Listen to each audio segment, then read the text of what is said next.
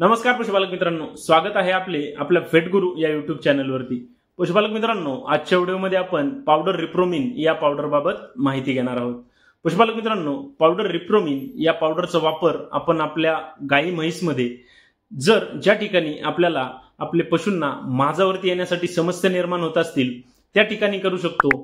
त्यासोबतच जर आपल्याला आपल्या कालवडी किंवा गाई म्हैसमध्ये जर त्यांना गर्भधारणा होण्यासाठी देखील कुठल्या समस्या येत असतील तर त्या ठिकाणी देखील आपण या पावडर रिप्रोमिन या पावडरचा वापर करून आपल्या पशूंना माझावरती येण्यासाठी सोबतच गर्भधारणा होण्यासाठी देखील मदत करू शकतो।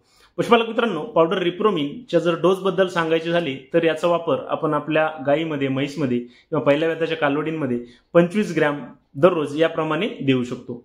पशुपालक मित्रांनो, आपल्याला जर पावडर रिप्रोमिन याबाबत संपूर्ण माहिती पाहिजे असेल तर त्याचा व्हिडिओ आपल्या YouTube चॅनलवरती अपलोड केलेला आहे, आपण तो नक्की पहा। धन्यवाद।